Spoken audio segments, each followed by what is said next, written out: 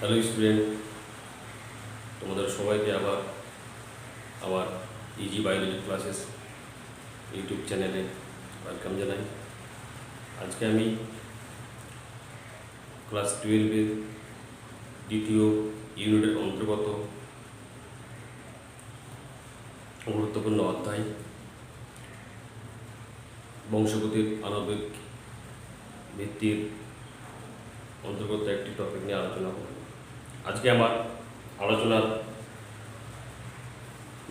ক্লাসের মেন বিষয়বস্তু হলো কেন্দ্রীয় মতবাদ বা সেন্ট্রাল ডগমা, এবং এই সেন্ট্রাল ডগমার অন্তর্গত একটি পদ্ধতি নিয়ে আজকে বিস্তারিত আলোচনা করব। আমাদের আজকে ক্লাসের বিষয়বস্তু হলো কেন্দ্রীয় মতবাদ।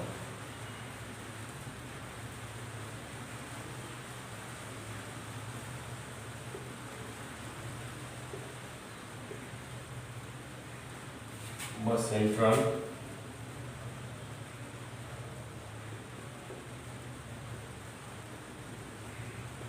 ডগমা। সেন্ট্রাল ডগমা বলতে কি বোঝায়? সেন্ট্রাল ডগমা কিছুই না, একটি ধারণা, যে ধারণাগুলোর মাধ্যম দিয়ে জিন তার কাজ সম্পূর্ণ করে। আমরা জানি ডিএনএ তার নিজের মতো করে হুবহু একই রকমের অপত্তর ডিএনএ উৎপন্ন করতে পারে, যেটি অটো ক্যাটালাইটিক ধর্মের মধ্যে আমরা পড়েছিলাম। তো ডিএনএ থেকে ডিএনএ সংশ্লেষের পদ্ধতিকে বলা হয় প্রতিলিপিকরণ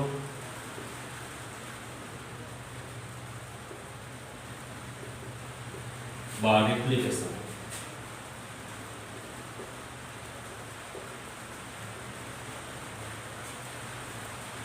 এবার ডিএনএ থেকে আরএনএ উৎপন্ন হয়, যে ধর্মটিকে বলা হয় হেটেরোক্যাটালাইটিক ধর্ম।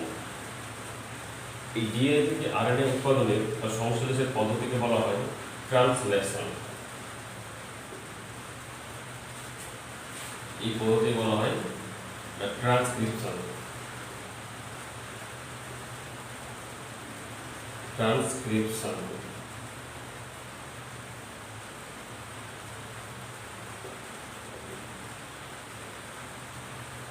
এবার আরএনএ থেকে প্রোটিন সংশ্লেষণ। আরএনএ থেকে প্রোটিন সংশ্লেষের পদ্ধতিকে বলা হয় ট্রান্সলেশন।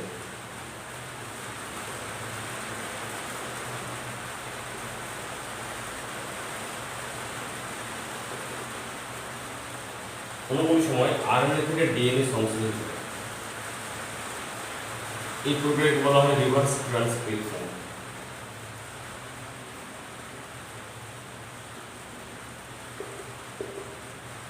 এখানে ব্যবহৃত উৎসেচক হলো রিভার্স ট্রান্সক্রিপ্টেজ।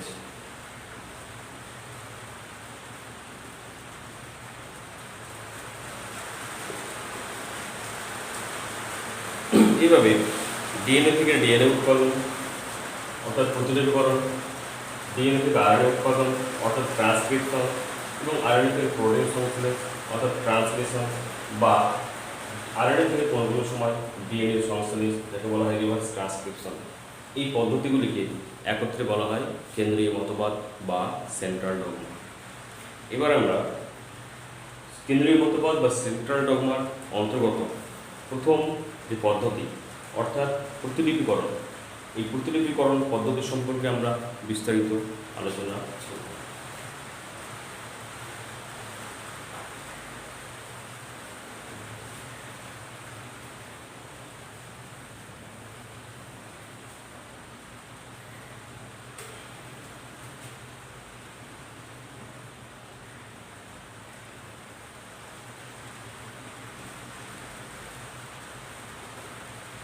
প্রতিলিপিকরণ বা রেপ্লিকেশন।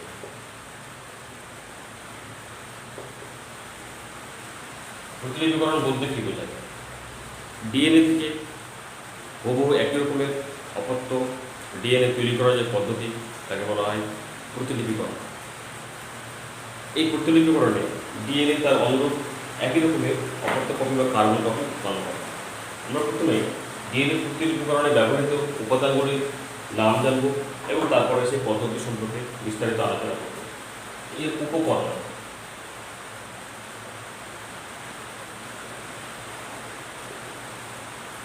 ডিএনএ প্রতিলিপিকরণের উপকরণগুলির মধ্যে গুরুত্বপূর্ণ উপকরণ হল প্রথমত টেমপ্লেট ডিএনএ। যে ডিএনএ থেকে অপত্য ডিএনএ উৎপন্ন হবে তাকে বলা হয় টেমপ্লেট ডিএনএ। আমরা প্যারেন্টাল ডিএনএ বা জেনেটিক ডিএনএ বলতে পারি। সেখান থেকে অপত্য ডিএনএ উৎপন্ন হবে। 2 নম্বর গুরুত্বপূর্ণ উপাদান হল ডিঅক্সিরাইবোনিউক্লিক অ্যাসিড।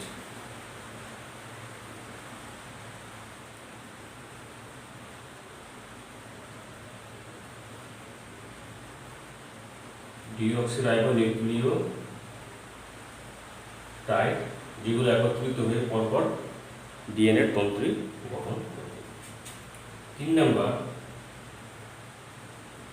কিছু প্রোটিন, যে প্রোটিনগুলো এই প্রক্রিয়ায় সহায়তা করে তার মধ্যে গুরুত্বপূর্ণ হলো এসএসবি প্রোটিন, তাছাড়া ডিএনএ এ, ডিএনএ সি ইত্যাদি। 4 নম্বর গুরুত্বপূর্ণ উপাদান হলো উৎসেচক। এই প্রক্রিয়ায় যে সমস্ত উৎসেচকগুলি ব্যবহৃত হয় সেগুলোর মধ্যে গুরুত্বপূর্ণ উৎসেচক হলো 1 নম্বর টোপো আইসোমারেজ 1 আর 2, এই উৎসেচকটিকে গাইরেজ নয় পরিচিত হয়েছে। 2 নম্বর উৎসেচক হলো হেলিকেজ। 3 নম্বর প্রাইমেজ। 4 নম্বর পলিমারেজ থার্ড।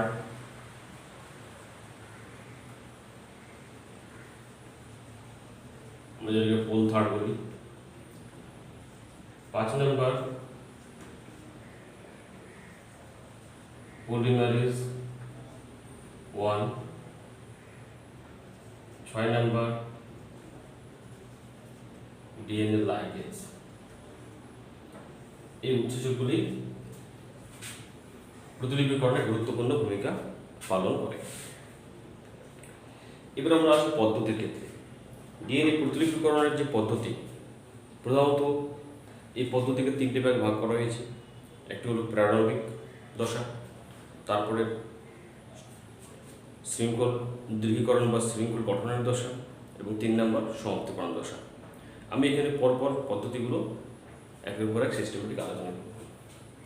প্রথমে প্রারম্ভিক দশার অন্তর্গত প্রথম পদ্ধতি হল প্রারম্ভিক বিন্দু শনাক্তকরণ।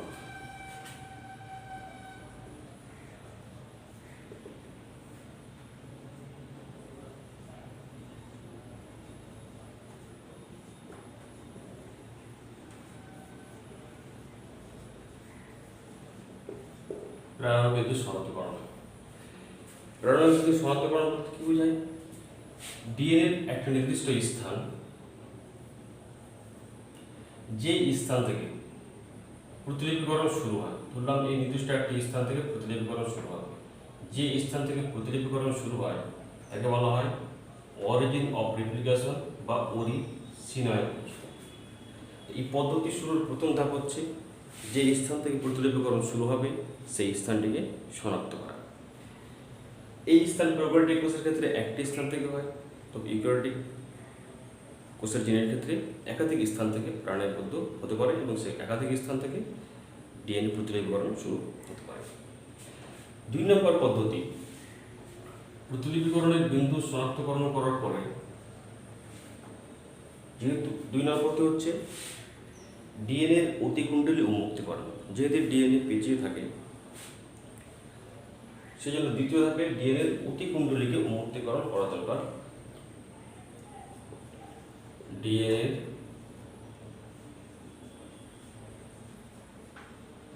অতিকুণ্ডলী উন্মুক্তকরণ। এবার ডিএনএ অতিকুণ্ডলী উন্মুক্তকরণে যে মেন উৎসেচক ব্যবহৃত হয় সেই উৎসটি হলো টোপো আইসোমারেজ।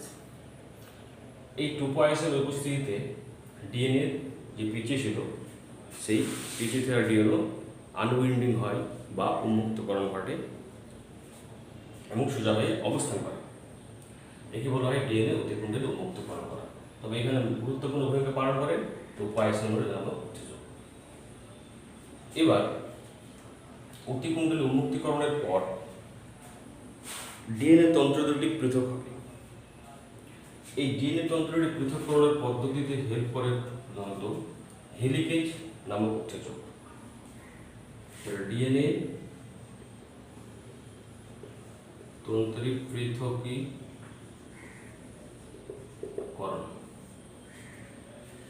আনউইন্ডিং হওয়ার পর যখন যদি সোজা হয়ে থাকে কিন্তু এখানে বর্ণগুলি এখানে হাইড্রোজেন বর্ণগুলো অবস্থান করে।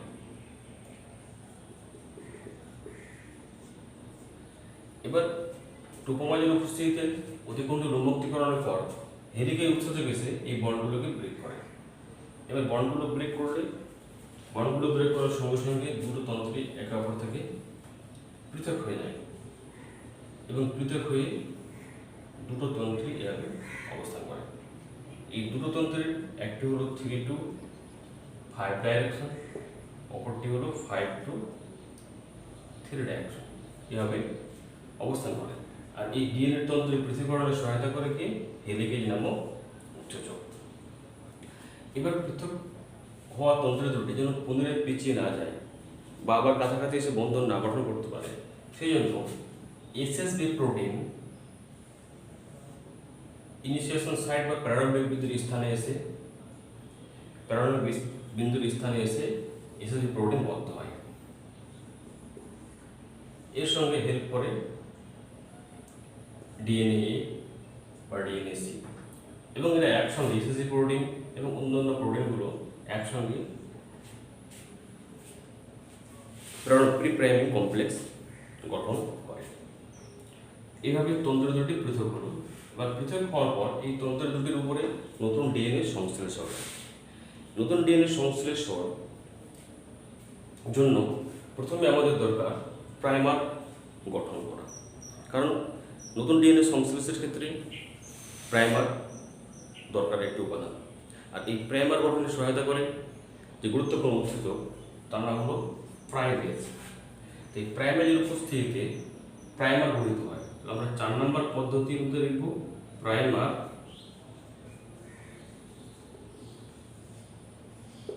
গঠন। প্রাইমার কি?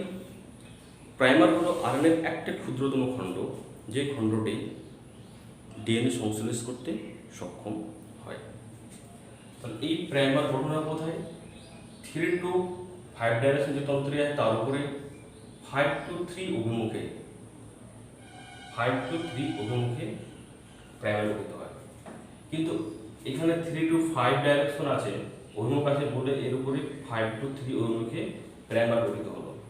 কিন্তু অপর যে তন্ত্রটি আছে এদিকে 5 থেকে 3 অভিমুখে, এই ক্ষেত্রে কি হবে? উল্টো দিক থেকে, অর্থাৎ এখানে 5 to 3 অভিমুখে প্রাইমার গঠিত হয় বা এখানে 5 থেকে 3 অভিমুখে প্রাইমার গঠিত হয়। আবার যখন বন্ধনটা এগিয়ে যাবে, ভেঙে যাবে, বন্ধন ভেঙে গেলে ডিএনএ তন্ত্র যখন আলাদা হয়ে যাবে, যখন আবার এখানে 5 to 3 অভিমুখে প্রাইমার গঠিত হবে। অর্থাৎ যেখানে 3 to 5 ডাইরেকশন তন্ত্রটি আছে তার উপরে একটি প্রাইমার গঠিত হচ্ছে 5 to 3 অভিমুখে, কিন্তু এই অপর তন্ত্রে যেটি 5 to 3 অভিমুখে বা ডাইরেকশনে আছে তার উপরে একাধিক স্থানে প্রাইমার গঠিত হচ্ছে। এবার প্রাইমার গঠন করার পরে গুরুত্বপূর্ণ যে পদ্ধতি সেটি হলো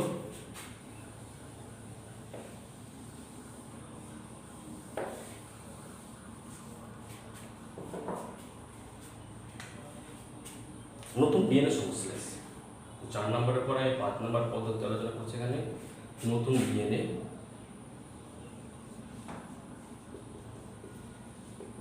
সংশ্লেষ। এই নিউ ডিএনএ সংশ্লেষের সময় যে মেন উপাদানগুলো আমি উল্লেখ করেছিলাম যে 4 প্রকারের নিউক্লিওটাইড, ডিঅক্সিরাইবোনিউক্লিওটাইড, DATP, এটিপি, ডিসিটিপি, ডিজিটিপি এবং ডিটিপি। এই 4 প্রকারের নিউক্লিওটাইড ডিএনএর ক্ষেত্রে যেটিকে ডিঅক্সিরাইবোনিউক্লিওটাইড বলা হয়, এই 4টে নিউক্লিওটাইড দরকার হয়। কিভাবে নতুন ডিএনএ সংশ্লেষ হবে? তো যেখানে প্রাইমার গঠিত হয়েছিল, এই প্রাইমারের 5 to 3 ডাইরেকশনের 3 প্রান্তে হাইড্রোক্সিল গ্রুপ থাকে। সেই 3 প্রান্ত থেকে নতুন ডিএনএ সংশ্লেষ শুরু হয়। 3 to 5 ডাইরেকশন যে তন্ত্রটি আছে, সেই তন্ত্রটিতে যেই বেসগুলো থাকবে তার পরিপূরক বেসগুলো একের পর এক সজ্জিত হয়ে নতুন ডিএনএ সংশ্লেষ এভাবে হতে থাকবে। তো 3 to 5 ডাইরেকশনের যে তন্ত্রটি আছে তার উপরে 5 to 3 অভিমুখে এভাবে কন্টিনিউ একটা ডিএনএ তন্ত্রী গঠিত হতে আছে। কিন্তু অপর যে তন্ত্রটি আছে 5 to 3 ডাইরেকশনে, তার উপরে যেহেতু অন্য দিক থেকে 5 to 3 ডাইরেকশনে যেহেতু গঠিত হতে হবে, এজন্য এই প্রাইমারের 3 প্রান্ত থেকে নতুন ডিএনএ সংশ্লেষ ঘটে এইদিকে, এভাবে নতুন ডিএনএ সংশ্লেষ ঘটে। তাহলে এখানে দেখা যাচ্ছে যে ডিএনএর দুটি তন্ত্রের উপরে বা দুটি স্ট্র্যান্ডের উপরে একদিকে কন্টিনিউ, অন্যদিকে ডিসকন্টিনিউভাবে নতুন ডিএনএ সংশ্লেষ হচ্ছে। তো যে তন্ত্রটির উপরে কন্টিনিউ ডিএনএ সংশ্লেষ ঘটে সেই তন্ত্রটিকে বলা হয় লিডিং স্ট্র্যান্ড বা লিডিং তন্ত্র, বা একে বলা হয় অবিচ্ছিন্ন তন্ত্রী বলা হয়।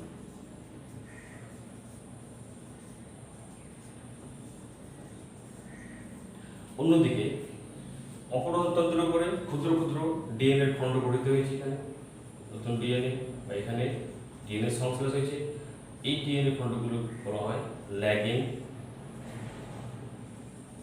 স্ট্র্যান্ড বা ল্যাগিং তন্ত্রী বলা হয়। এগুলো ডিসকন্টিনিউয়াস বা অবিচ্ছিন্ন অবস্থায় থাকে। এখানে একটা মনে রাখতে আমাদের যে তন্ত্রীগুলি ল্যাগিং স্ট্র্যান্ড বলা হচ্ছে, এগুলো আবিষ্কারকের নাম থেকে, ওকাজাকি নামে একজন সায়েন্টিস্ট বৈজ্ঞানিক আবিষ্কার করেছিল, তার নাম থেকে এগুলোকে বলা হয় ওকাজাকি খণ্ড বা ওকাজাকি ফ্র্যাগমেন্ট।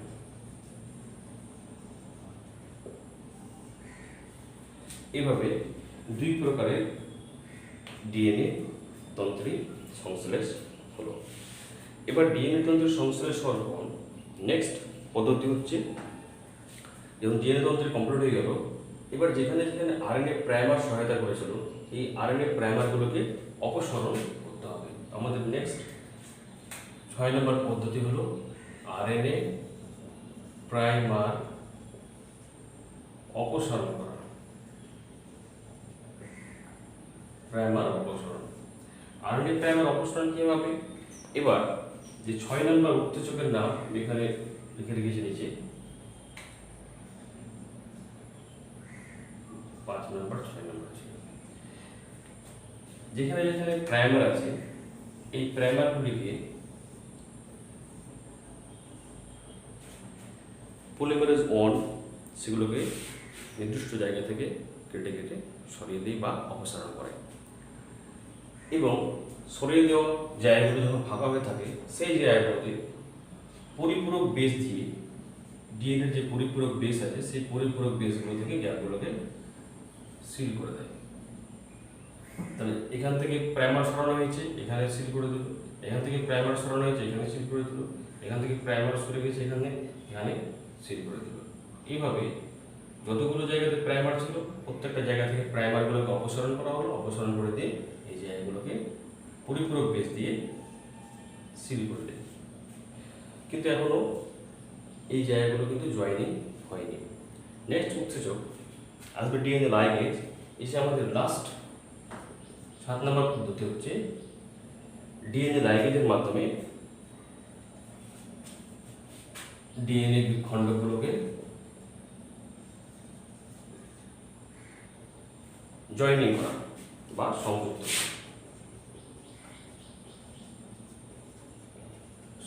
করা। তো তাহলে যে জায়গাগুলোতে প্রাইমার অপসারণ করা হয়েছিল, পরিপূরক বেস দিয়ে সিল করা হয়েছিল, সেই জায়গাগুলোতে যে গ্যাপগুলো ছিল সেই গ্যাপগুলোকে এভাবে ডিএনএ লাইগেজ এসে জয়েন করে দেবে। এবার জয়েন সম্পূর্ণ হলে এই পদ্ধতির সমাপ্তি ঘটে। এভাবে আমরা এই 7টি ধাপের মাধ্যমে প্রতিলিপিকরণের সমগ্র পদ্ধতিটিকে আলোচনা করতে পারি। তো এখানে আমি আবার প্রথমে একবার রিভিশন করে দিই একবার, যে প্রথমে ডিএনএ নির্দিষ্ট একটি স্থান যেখান থেকে প্রতিলিপিকরণ শুরু হবে তাকে বলা হয় প্রারম্ভিক বিন্দু শনাক্ত করা। প্রারম্ভিক বিন্দু শনাক্ত করার পরে দ্বিতীয় হচ্ছে ডিএনএ অতিকুণ্ডলী উন্মুক্তকরণ। অতিকুণ্ডলী উন্মুক্তকরণের সহায়তা করে যে উৎসেচক, তার নাম হলো হেলিকেজ টোপোআইসোমারেজ।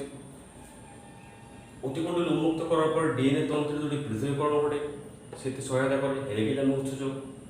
তারপরে 5 to 3 অভিমুখে প্রাইমারের গঠন হয়, যেখানে সহায়তা করে প্রাইমেজ নামক উৎসেচক। তারপরে নতুন ডিএনএ সংশ্লেষ ঘটে, যেখানে পলিমারেজ থার্ড বা পোল থার্ড নামক উৎসেচক সহায়তা করে থাকে। এই পোল থার্ড যখন নতুন ডিএনএ সংশ্লেষ করে, দুই রকম ডিএনএ সংশ্লেষ ঘটে। একটি হচ্ছে লেডিন তন্ত্রী বা অবিচ্ছিন্ন তন্ত্রী, আরেকটি হলো ল্যাগিং তন্ত্রী বা বিচ্ছিন্ন বা ডিসকন্টিনিউয়াস তন্ত্রী। এই ডিসকন্টিনিউয়াস তন্ত্রটিকে সায়েন্টিস্টের নাম অনুসারে বা বৈজ্ঞানিকের নাম অনুসারে অবাজিক ফ্র্যাগমেন্টস বলা হয়। তারপরে যে স্থানগুলো থেকে আরএনএ প্রাইমার গঠিত হয়েছিল, সেই আরএনএ প্রাইমারগুলোকে অপসারণ করা হয়। সেই অপসারণের সহায়তা করে পলিমারেজ অন উৎসেচক, এবং সেই ফাঁকা জায়গাগুলোকে তার পরিপূরক ডিএনএর পরিপূরক যে বেসগুলো আছে অন্য সাইডে, সেগুলোতে পূরণ করে দেয়। এবার পরবর্তীতে ডিএনএ লাইগেজ এসে যে জায়গাগুলোতে জয়েনিং করা ছিল না, সেই জায়গাগুলোতে ডিএনএগুলোকে সংযুক্ত করে বা জয়েনিং করিয়ে দিই, এবং কন্টিনিউ দুটো তন্ত্রে তৈরি হয়। এরপরে এই পদ্ধতির সমাপ্তি ঘটে। এই ডিএনএ সংশ্লেষ কমপ্লিট হলে পদ্ধতির সংশ্লেষের সঙ্গে সঙ্গে এসএসবি প্রোটিন সরে যায়, এবং এই দুটি ডিএনএ তন্ত্রী আবার নিজের মতো করে পিছিয়ে যায়। যেখানে আনওয়েন্ডিং হয়েছিল আবার সেটা ওয়েন্ডিং হয়। এবার আমার লাস্ট একটা পয়েন্ট মনে রাখবো, যে ডিএনএ যে নতুন ডিএনএগুলো সংশ্লেষ ঘটে, এই ডিএনএ সংশ্লেষের শেষ পর্যায়ে যদি দেখা যায় যে ডিএনএর দুটি তন্ত্রের উপরে যে নতুন তন্ত্রে গঠিত হচ্ছে, এই তন্ত্রগুলোর মধ্যে যদি কোনো পরিপূরক বেস ছাড়া কোনো আনওয়ান্টেড বেস বা কোনো দরকারি নাই এরকম কোনো নাইট্রোজেনের বেস প্রবেশ করে যায়,